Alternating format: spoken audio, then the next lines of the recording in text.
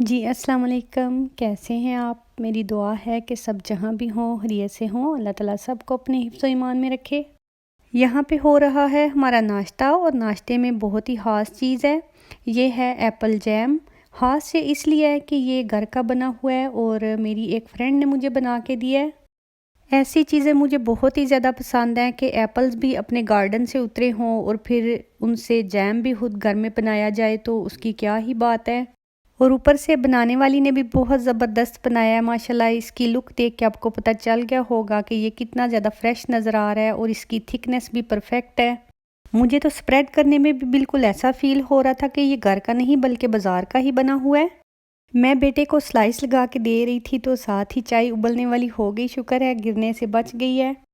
Apple jam वाले 2 slice मेरे बेटे ने ले लिए थे। अभी मैं हस्बैंड के लिए चाय बना रही हूँ और साथ में उनका भी नाश्ता तैयार कर रही हूँ। मेरे हस्बैंड ने ब्रेड फ्राइड एग्स के साथ लेनी थी, जबकि मैंने ये पीस फ्राई करके इनके ऊपर जैम लगाना है। वाइट ब्रेड पे थोड़ा सा बटर लगा के अगर इन्हें फ्राई किया जाए तो ये बहुत ही ज़्यादा क्रिस्पी से बनते हैं और इनका टेस्ट भी बहुत लाजवाब हो जाता है। शायद कुछ लोग सोचेंगे कि एक तो वाइट ब्रेड और ऊपर से बटर का लेप, लेकिन बात यह है कि ये कभी कभार ही खाना होता है। हर रोज़ के लिए खाना हो तो डेफ़िनेटली ऐसा नाश्ता इतना हेल्दी नहीं होता, लेकिन कभी कभार फिर दिल को खुश करने के लिए खा लेते हैं। जब हम छोटे थे तो ऐसा कोई खौफ नहीं था होता कि क्या खा रहे हैं और कितना खा रहे हैं, लेकिन जो जो उम्र बढ़ती जाती है इस चीज़ का थोड़ा सा ध्यान रखना पड़ता है, वरना यह है कि वेट इंसान का बहुत ज़्यादा हो जाता है।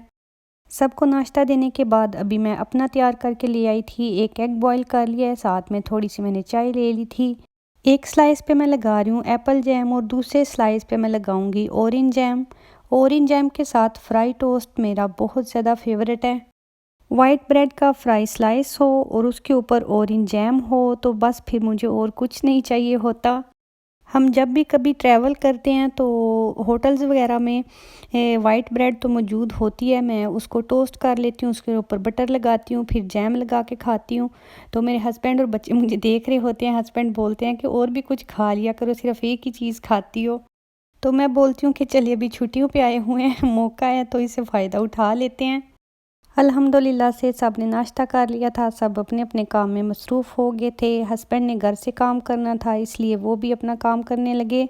अल्लाह का शुक्र है कि अब बच्चों के स्कूल की भी थोड़ी सी रूटीन बनना शुरू हो गई है। अब तो मेरी दुआ यही होती है कि अब सब कुछ नॉर्मल हो जाए, कोरोना फिर से कोई नई मुसीबत ना डाल दे। अभी भी कभी कभार यही डर लगा रहता है कि स्कूल की क्लास में अगर एक बच्चा भी कोरोना पॉजिटिव हो जाए तो पूरी क्लास को टेस्ट करवाते हैं और वो भी बार बार चक्कर लगते हैं कि जाके टेस्ट करवा के आना पड़ता है।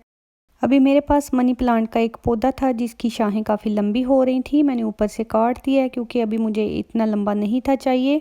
अभी मैं इन्हें काट के छोटा कर रही हूँ। जहाँ पे ये आपको छोटी सी नोक नज़र आ रही है ये इसकी जड़ बनती है, इसलिए मैं नीचे जो फालतू टहनी है वो काट रही हूँ और जो ये पत्ता और नोक वाला हिस्सा इसे रख लूँगी, इसे पानी में डुबो दूँगी। इसकी जड़ें लंबी हो जाएंगी तो फिर इन्हें प्लांट कर दूँगी। इसकी एक टहनी को अगर नए सिरे से लगाया जाए तो फिर नए प्लांट काफ़ी ज़्यादा तैयार हो जाते हैं। आप में से बहुत सारे लोग तो जानते होंगे, लेकिन जिन्हें नहीं पता उनके लिए मैं बता देती हूँ कि इस पत्ते के साथ नए सिरे से एक नई टहनी निकलना शुरू हो जाती है। जो डॉट अभी छोटा सा ब्लैक कलर का नज़र आ रहा है यही इसकी रूट बनेगी और पत्ते के करीब से एक नई शाख निकलेगी। तो इसका मतलब है कि एक टहनी से माशाल्लाह से इतने ज़्यादा नए पौधे बन जाते हैं। पत्तों को देख के आप अंदाज़ा कर सकते हैं कि माशाल्लाह जितने पत्ते उतने ही नए पौधे। और ये जो छोटी छोटी सी कटिंग्स हैं ये जस्ट वेस्ट हैं, इन्हें रखने का कोई फ़ायदा नहीं होता, इन्हें बस फेंक देना है। ये जो कटिंग्स हैं इन्हें मैं पानी में डुबोने लगी हूँ ताकि इनकी जड़ें पानी में भीगी रहें। फिर इनका पानी 2-4 दिन बाद चेंज करते रहना है ताकि अंदर फंगस वगैरह ना बने। इंशाल्लाह ये कटिंग्स कुछ दिन बाद मैं आपको दिखाऊंगी तो आप देखेंगे कि इनकी रूट्स काफ़ी ज़्यादा बड़ी हो चुकी हैं। इन्हें पानी में डालते टाइम बस ये ध्यान रखना है कि जो जड़ वाला हिस्सा है वो पानी में अच्छी तरह से डूबा होना चाहिए ताकि रूट को पानी की फीड मिलती रहे और उसे ग्रो करने में आसानी हो। मेरे पास ये काफ़ी छोटा सा पौधा था, इसी तरह से कटिंग कर करके मैंने उस पौधे को माशाल्लाह से काफ़ी ज़्यादा बड़ा बना लिया है। अब इस गिलास को किसी ऐसी जगह पे रखना है जहाँ इसे सूरज की रोशनी मिलती रहे। मेरा ये काम तो हो गया ख़त्म और अभी मैं आपको पौधा दिखाती हूँ जिसकी मैंने कटिंग्स की हैं। ये मेरे पास बहुत छोटा सा था और माशाल्लाह से ये अब काफ़ी ज़्यादा लंबा हो गया है। मैंने इसे एक धागे के साथ बांध दिया था ताकि इसकी शाखें ऊपर की तरफ लटकती रहें। इनकी टॉप से मैंने इन्हें कट कर दिया था। यहीं से इंशाल्लाह कुछ दिनों में नई शाखें भी निकलनी शुरू हो जाएंगी। अभी मैं आपको बाहर का थोड़ा सा व्यू भी करा देती हूँ। यहाँ पे मौसम काफ़ी ज़्यादा चेंज होना शुरू हो गया। दिन के टाइम अगर थोड़ी धूप भी हो तो रात को अच्छी खासी ठंड हो जाती है। मेरे पास रास्पबेरी के 2 पौधे थे जिनकी काफ़ी ज़्यादा शाखें और टहनियाँ सी निकली हुई हैं और उनके ऊपर अभी तक माशाल्लाह से बहुत ज़्यादा रास्पबेरीज आ रहे हैं। यहाँ पे पिछले 2-3 दिन मुसलसल बारिश होती रही। आज मौसम अच्छा था तो मैंने सोचा कि सेब भी चेक कर लेती हूँ। ये माशाल्लाह बिल्कुल पकने वाले हो गए हैं, बस 1-2 दिन तक मैं इन्हें उतार लूँगी। ओहो, ये 2 जो नीचे लगे हुए थे वो तो बारिश की वजह से गिर चुके हैं। ये किसी और किस्म के पौधे की एक टहनी मैंने इस पौधे के ऊपर प्रोपोगेट की थी तो उससे 2 ही एप्पल निकले हैं। ये बटर डो के अंदर मैंने वही एप्पल जैम लगा के साथ में एक स्ट्रॉबेरी रख दी थी।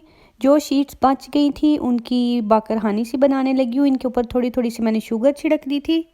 ये बटर डो रेडीमेड थी, थोड़ी सी मेहनत करके इससे मैंने खुद ही घर में चाय के लिए स्नैक्स से बना लिए थे। ये बच्चों के लिए मैंने बनाई थी स्पगेटी जो उन्हें काफ़ी ज़्यादा पसंद है, लेकिन अपने लिए मैंने प्याज वाले करेले बनाए थे। प्याज वाले करेले मुझे बहुत ज़्यादा पसंद है, काफ़ी दिनों से दिल चाह रहा था लेकिन टाइम नहीं मिल रहा था। मोटे मोटे रफली से प्याज काट के इनके अंदर मैंने थोड़ा सा नमक और सुरख मिर्च ऐड कर दी थी, फिर टमाटर डाल के इन्हें अच्छी तरह से भून लिया था। इस तरह से ये प्याज करेले काफ़ी जल्दी बन जाते हैं। करेले मैंने छील के धो के उन्हें फ्राई करके फ्रीज़ किया हुआ था, फिर वो ऐड कर दिए। इस टाइम पे मुझे बहुत ज़्यादा जल्दी थी क्योंकि हमने बाहर भी जाना था, इस वजह से जल्दी जल्दी से मैंने खाना बनाया। बहुत अच्छे तो नहीं थे बने लेकिन बन गए थे। बस मेरा काफ़ी ज़्यादा दिल चाह रहा था कि इन्हें आलू के साथ बनाऊं, इसलिए फिर 1-2 आलू भी मैंने ऐड कर दिए। आलू डालने की वजह से ये काफ़ी ज़्यादा हो गए थे। पहले बनाते हुए मुझे ये ख्याल आया कि मैंने इतने ज़्यादा क्यों बना लिए, लेकिन फिर सोचा चलो खैर है, अपने जो इंडियन नेबर्स हैं उनको दे दूँगी, वो भी ऐसी चीज़ें बहुत शौक़ से खाते हैं। ये साथ में मैंने तंदूर की रोटी बना ली थी और उसके ऊपर ही सालन रख लिया था।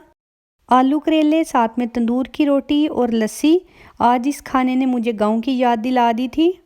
बचपन में जब हम गांव जाया करते थे तो वहाँ पे कुछ घरों पे रोटी के ऊपर ही सालन रख के खा लेते थे। खुश किस्म का सालन रोटी के ऊपर रख के खाना मुझे भी काफ़ी अच्छा लगता है। ये हमें मिली है जी नई गाड़ी। असल में ये गाड़ी हमारी अपनी नहीं, गाड़ी हमने दी हुई है अपनी सर्विस के लिए, तो वहाँ से हमें ये न्यू कार मिली है। बाहर करने वाले काफ़ी ज़्यादा काम जमा हो चुके थे। पहले बेटे को फुटबॉल की ट्रेनिंग पे उतारना था, उसके बाद हमने वोट डालना था और उसके बाद सौदा वगैरह लेने जाना था। तो सोचा कि चलो इसी बहाने नई गाड़ी का झूला ले लेते हैं। यहाँ बोर्ड पे लिखा हुआ है welcome to a smoking free stadium. Norway में उन्होंने सिर्फ स्टेडियम्स वगैरह को स्मोकिंग फ्री ही नहीं किया हुआ बल्कि पूरे नॉर्वे को आहिस्ता आहिस्ता स्मोकिंग फ्री कर रहे हैं, चाहे वो स्मोक गाड़ियों का हो या सिगरेट का। और जो गाड़ी अभी हम चला रहे हैं वो है 100% इलेक्ट्रिक। अभी हम आ गए थे वोटिंग सेंटर। यहाँ पे अपनी मर्ज़ी की पार्टी को वोट देंगे और फिर सौदा वगैरह लेने चले जाएंगे।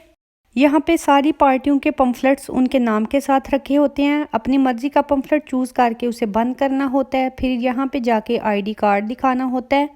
हमारे आईडी कार्ड को एंटर किया जाता है और उसके बाद पम्फलेट के ऊपर स्टैंप लगाते हैं। हम वोटिंग बॉक्स में अपना वोट डाल के आ जाते हैं। बाहर आए तो किसी चीज़ का काफ़ी शोर महसूस हो रहा था। साइड पे देखा तो हेलीकॉप्टर उड़ रहा था। अभी हम जाने लगे हैं जी थोड़ी सी खरीदो फरोख्त करने के लिए। कुछ घर की चीज़ें ख़त्म हो रही थी, इसके अलावा मेरे हस्बैंड को कुछ अपनी चीज़ें चाहिए थी, तो हमने सोचा कि खाना खाने के बाद चले जाते हैं। अभी हम आ गए हैं जी फार्मेसी कह लें या मेडिकल स्टोर। यहाँ से हमें हर तरह की मेडिसिन भी मिल जाती है और हाइजीन की चीज़ें भी।